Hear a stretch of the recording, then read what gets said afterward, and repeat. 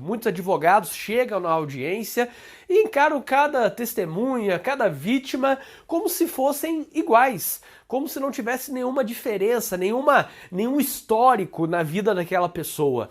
É um grande erro, a gente acaba considerando tanto a discussão sobre o histórico do réu, maus antecedentes, reincidência, etc., e nos esquecemos de considerar o histórico da vítima ou das testemunhas. E não é para que elas sejam julgadas, condenadas e tal, mas sim para que o juiz possa saber quem são aquelas pessoas, o que elas dizem é verdadeiro ou falso.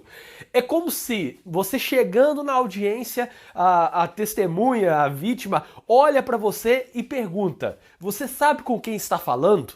Se você responde que não sabe, você está errado, porque você deveria saber. Você deveria saber quem é aquela pessoa, qual é a história da vida dela, se ela já tem algum processo por falso testemunho, por exemplo, se há uma briga anterior com o réu. Isso é importante. Devemos saber com quem estamos falando.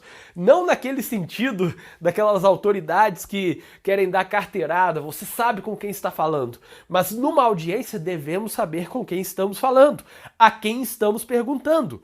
Então, a minha proposta aqui é a seguinte: você vai começar a considerar agora com quem você está falando. Isso a gente deve considerar em tudo. Quando você vai fazer uma prospecção de um cliente, você tem que saber quem é o seu cliente, qual é a condição dele, se ele vai querer parcelado, se vai querer desconto, se vai, enfim, querer um trabalho de um jeito, do outro. Você tem que conhecer com quem você está falando. E é a mesma coisa na audiência. Você deve saber quem está ali. E saber quem está ali é você avaliar a reputação do ponto de vista individual, isolado. Então, eu vou pegar aquela pessoa e vou pensar como ela é na vida dela isoladamente, e também a reputação dela em relação ao réu. Ou seja, qual é a relação, qual é a conexão que eles têm. Eles têm uma briga anterior. Se você é da assistência da acusação, por exemplo, aí já vai considerar o contrário. Será que há uma relação muito próxima entre aquela testemunha e o réu? Portanto, saber a reputação significa o seguinte: você vai avaliar vítima e testemunhas para saber individualmente como é aquela pessoa. O Joãozinho que está lá de testemunha tem processo por falso testemunho? O Joãozinho que está lá tem processo por calúnia? Foi condenado por calúnia, por exemplo? Foi condenado por denunciação caluniosa? Eu estou falando desses exemplos aqui, falso testemunho, calúnia e denunciação caluniosa, porque seriam, digamos, os crimes dos mentirosos.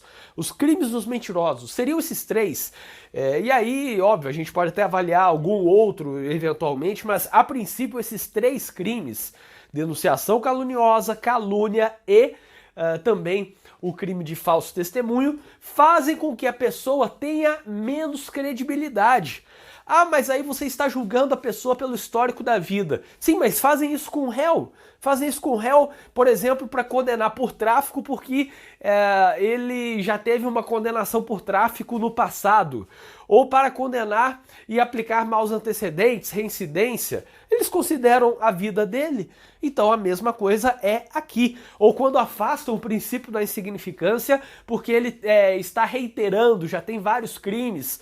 Bom, se fazem isso com o réu, podemos fazer com a vítima, então. E a vítima não será condenada ali. O processo dela, se a vítima tem lá um processo de falso testemunho e foi condenada, aí é problema daquele processo lá. Neste processo aqui, eu estou defendendo meu cliente e, para isso, eu tenho que retirar a credibilidade da vítima ou da testemunha, caso isso seja possível.